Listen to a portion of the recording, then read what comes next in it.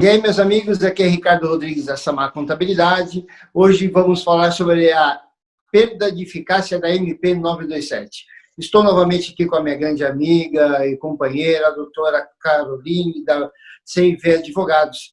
E hoje nós vamos aqui responder algumas perguntas de alguns clientes e amigos que fizeram para nós, e a doutora, mais uma vez, vai dispor do tempo dela aqui para nos dar esse prazer de responder. Tudo bem, doutora? Tudo bem, Ricardo. Boa tarde. Boa tarde a todos também. Obrigado, doutora, mais uma vez pelo seu tempo, viu? Nós vamos aqui, hoje, eu tive um cliente, né, que com essa perda dessa eficácia da MP, né, pegou todo mundo meio de surpresa, porque achávamos que ia ser prorrogada e ela perdeu a eficácia. Então, no fim, não aconteceu nenhuma coisa e aconteceu outra, né? Então, deixou todo mundo meio perdido. Mas o meu cliente perguntou assim para mim: o que eu devo fazer se o meu funcionário não quer trabalhar mais presencial, quer continuar em home office? O que eu devo fazer, doutora, nesse caso? O que ele deve, como que ele deve proceder para poder ter esse problema ajustado, né? Porque já está em home office. Sim. Então, Ricardo, engraçado dessa situação, engraçado e trágico ao mesmo tempo, né? Que a gente estuda para entender a aplicação da MP, né? Como que a gente vai ajustar ela na vida do empregador e aí ela caduca, né? E aí você tem que estudar agora como que vai fazer sem ela, né? Mas é isso, é a turbulência que a gente está vivendo. No caso do home office, com a perda da eficácia da MP, voltam as regras da CLT, né? A CLT já deixava fazer o home office, o teletrabalho, só que pedia para avisar o empregado com 15 dias de antecedência, tinha regra, tinha que ser por escrito, não era essa informalidade que a MP deixou. Então, o que a gente aconselha agora? Né? O empregado ficou em home office no período da MP e agora ele vai continuar. Por uma precaução, seria interessante a empresa fazer algo por escrito, que ele concorde em permanecer, né, em teletrabalho. Não que seja extremamente necessário, porque o que ficou ajustado durante a MP, os efeitos vão se prolongar. Mas, como vai ultrapassar esse período de vigência dela, a gente aconselha que faça algo por escrito, sim, e ele dizendo, olha, concorda em permanecer no trabalho em home office. E se esse funcionário, né, se esse colaborador não queira realmente mais trabalhar presencial, a empresa tem que tomar alguma atitude, ou ela aceita, ou ela não aceita, ela é obrigada a aceitar essa condição, porque assim, muitas vezes a gente até entende, né, o colaborador, que ele está com um certo receio de voltar a trabalhar, de sair na rua, de ter o contato. É óbvio que as empresas que estão voltando aqui, por exemplo, a Samar, né, nós adotamos algumas medidas de prevenção, com rodízio, com uma certa distanciamento, separação de mesas. Então, houve assim, um certo cuidado. Mas, mesmo assim, nós sabemos, entendemos que alguns têm contatos fora, tem pessoas que têm vidas, né? Vida própria, né? Então, ela pode ter um contato fora dali. Então, como que ele deve fazer, o proprietário, se o funcionário não quer vir trabalhar mais presencialmente?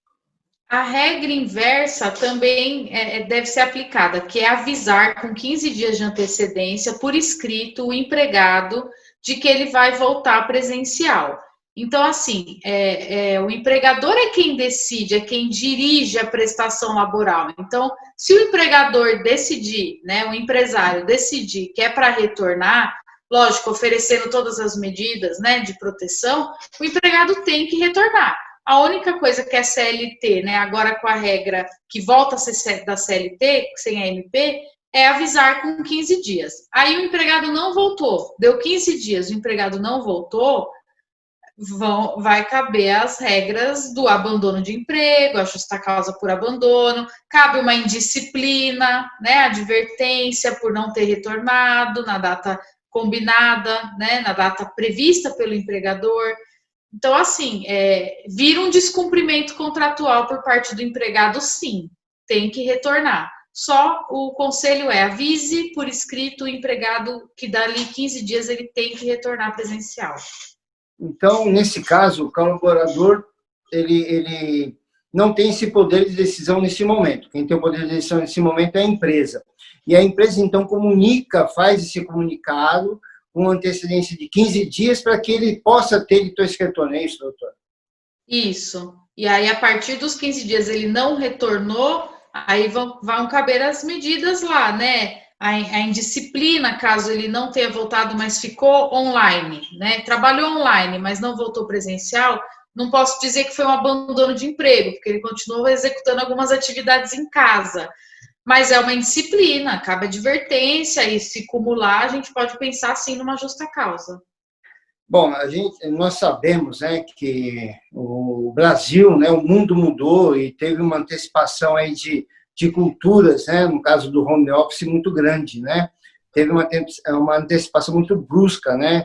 As pessoas precisaram trabalhar em home office. Mas nós sabemos que a empresa e o colaborador precisam entrar em acordo, né, nesse momento, sabendo dos riscos que cada um tem, para que não haja nenhum tipo de empecilho, nenhum tipo de problema entre as partes, né? Nós temos orientado isso aos clientes, que às vezes o bom senso é muito melhor do que uma boa briga, uma boa encrenca, né? Nesse momento, o bom senso vai prevalecer bastante, né, doutora? Com certeza. Também não adianta o empregador não dar nenhum meio de proteção, de prevenção, né, da doença e exigir o retorno, porque lá na frente ele pode ser responsabilizado. Então é o bom senso dos dois lados. O empregado tem que retornar, porque ele precisa do emprego, né? Mas o empregador tem que oferecer meios disso, né? Para que isso aconteça. Uma outra pergunta, que já fugiu um pouquinho do home office, que agora entra nas férias. Eu tive um caso de um cliente que ele até me questionou, eu já dei uma resposta a ele, mas seria bom a gente estar aqui elucidando melhor, né, essa pergunta, porque ele falou assim que ele, na MP 927, falava que nós poderíamos avisar o funcionário com 2 dias de antecedência para tirar as férias. Foge da regra da CLT, que são 30 dias de antecedência. Porém, agora com essa perda de eficácia da MP, voltou-se então a CLT. Mas ele deu aviso para esse funcionário no dia 18. E a MP perdeu eficácia no dia 19. Como ele faz? Ele continua com a programação dele de férias, ou ele retoma e volta com a programação normal da CLT? Qual que é a forma melhor aí? Se ele deu esse aviso por escrito, ele tem prova disso, de que foi lá dia 18, dia 19, ainda na vigência da MP, ou seja, ele optou em conceder essas férias durante a vigência da MP, nas regras dela, é válida a concessão das férias nesses termos. Agora, volto a dizer, que ele tenha isso por escrito, né? Que não fique nenhuma dúvida de que essa concessão foi durante o período da vigência da MP. Pode manter as férias, sim. Pode manter, né?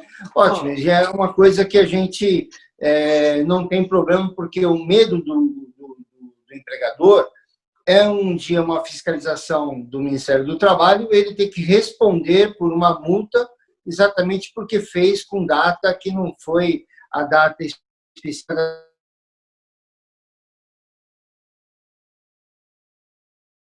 da série de multa. Não, havendo a comprovação de que foi no prazo da vigência, está tranquilo. Uma outra pergunta também que eles me fizeram em relação às férias, não é nem as férias, é o feriado, né? Como que fica aquela antecipação de feriado que o governo do estado de São Paulo fez e as empresas, a maioria, aderiram, e agora com essa nova situação da MP, que não existe mais, né?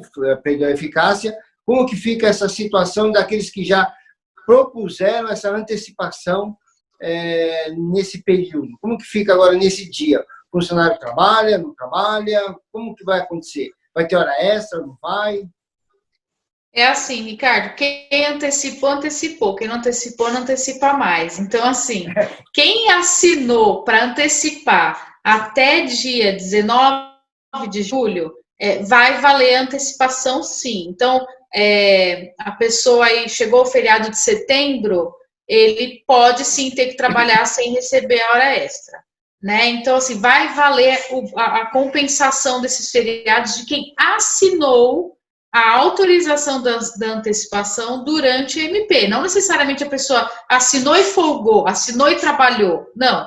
Ela assinou que ela ia antecipar tal feriado, chegou esses feriados, ela vai trabalhar. Entendi. Então, no dia 7 de setembro, quem fez a antecipação vai ter que trabalhar sem hora extra. Vai trabalhar com um dia normal.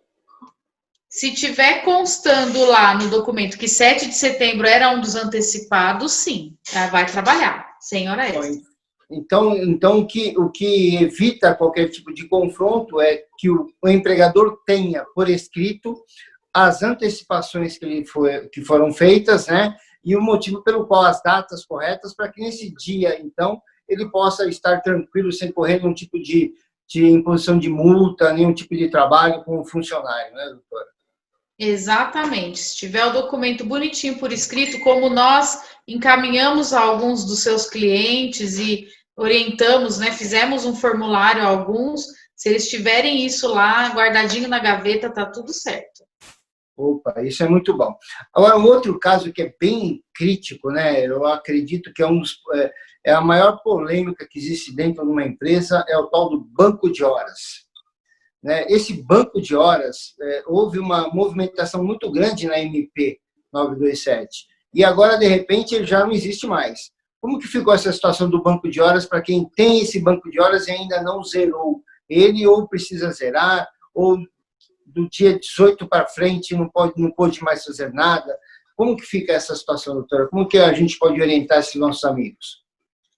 Ricardo, o banco de horas ele já existia e continua existindo. O que mudou, vamos ser bem assim, o resumo foi o prazo para compensar. Então, a MP ela falou que você pode compensar as horas em até 18 meses após terminar o estado de calamidade pública, que teoricamente vai até dezembro, 31 de dezembro. Então, o que a MP falava? Olha, quem quiser fazer banco de horas, assinar um banco de horas hoje, as horas feitas neste período poderão ser compensadas em 1 ano e meio após dezembro de 2020. O que a CLT tem banco de horas, continua tendo, né? Mas os prazos são de 12 meses com participação do sindicato ou 6 meses sem a participação do sindicato. Então, o que tem se explicado com a perda da eficácia da MP? Quem assinou o banco de horas, optou por ele durante lá de março a julho, tá válida essa compensação de 18 meses. Após o término, sim. Após o término da pandemia, né? Da calamidade pública. Então, aí tem uma discussão, que a gente tem visto alguns juristas se manifestando que o mais seguro seria aplicar 18 meses a partir da caducidade da MP, de 20 de julho, então. Eu contar um ano e meio de 20 de junho agora, de julho agora, a contar, então, essa nova data de 18 meses.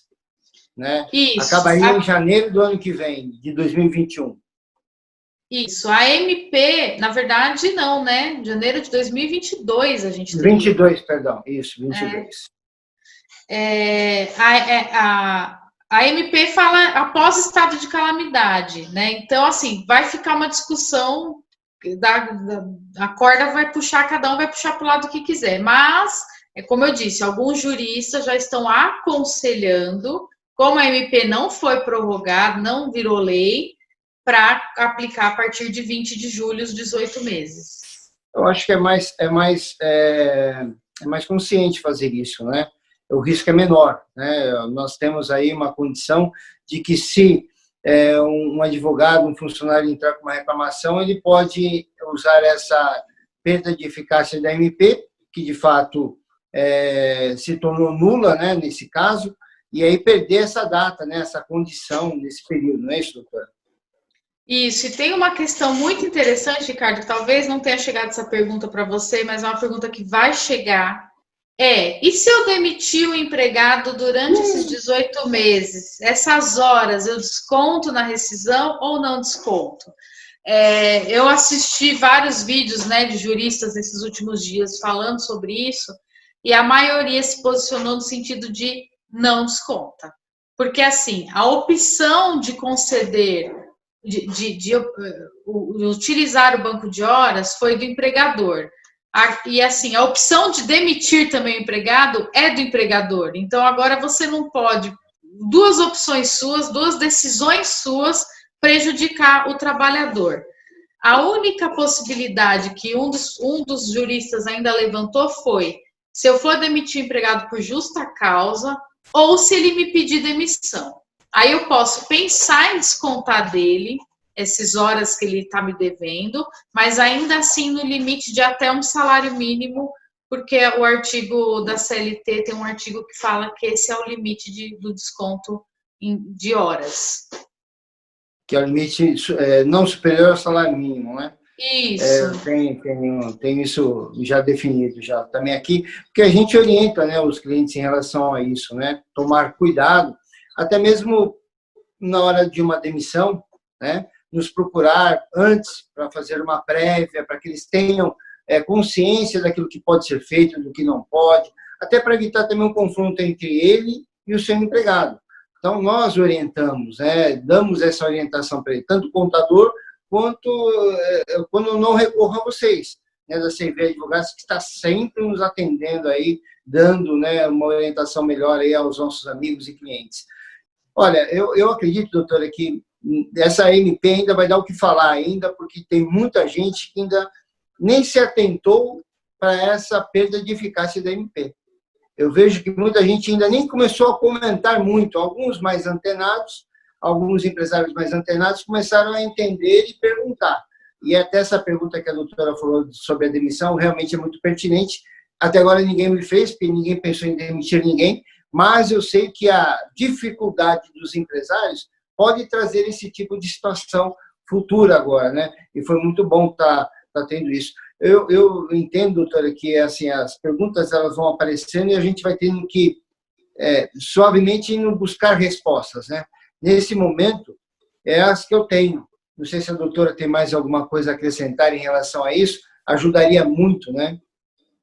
Eu só queria colocar assim, Ricardo, que essas orientações que a gente está dando é porque ainda é o bom senso jurídico, vamos dizer, porque ainda pode ser editado um decreto pelo Congresso Nacional que dite as regras e os efeitos da MP 927 com a perda de eficácia dela. Então, o Congresso Nacional ainda pode soltar um decreto falando assim, olha, quem fez banco de horas no período vai contar a partir de tanto para compensar. Quem deu férias vai ser assim. Isso ainda pode ser editado pelo Congresso Nacional. Como pode ser que o Congresso Nacional durma na cadeia e não faça nada? Se ele não fizer nada, essas são as dicas que a gente está indo atrás e vendo as opiniões dos juristas, porque vai ser o bom senso jurídico que vai ditar isso. O correto era ter o decreto, né? Mas enquanto ele não vem, nós vamos atuando aqui conforme o que a gente já conhece da área trabalhista,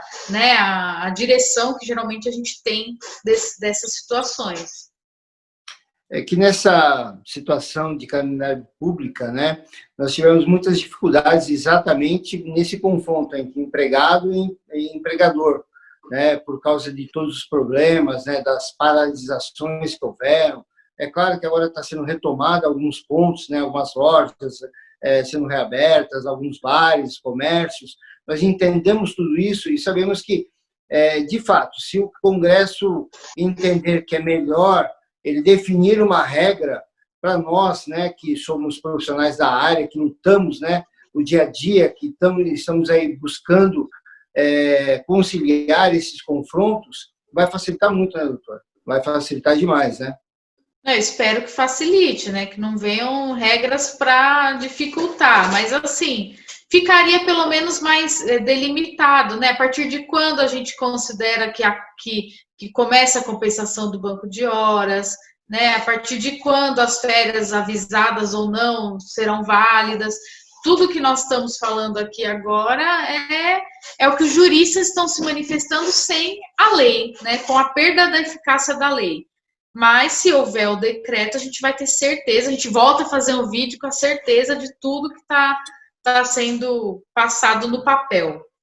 Então, eu já vou convidá-la novamente, esperando que esse decreto saia e que nós possamos novamente aí estar batendo um papo agradável, como esse, como sempre foi com a doutora Fernanda e com a doutora também Caroline. Nós agradecemos demais pela sua presença novamente no nosso canal. Muito obrigado por elucidar mais uma vez essas dúvidas, né, dos nossos amigos e clientes.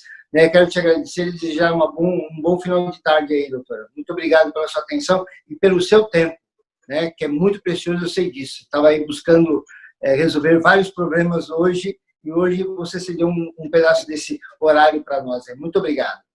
Obrigada, Ricardo. A gente que agradece. Um abraço para todos. Outro. Meus amigos, eu quero agradecer a presença de todos no vídeo, todos que participaram, e quero pedir a todos vocês que, se não se inscreveram no nosso canal, se inscrevam, O Contador Ricardo.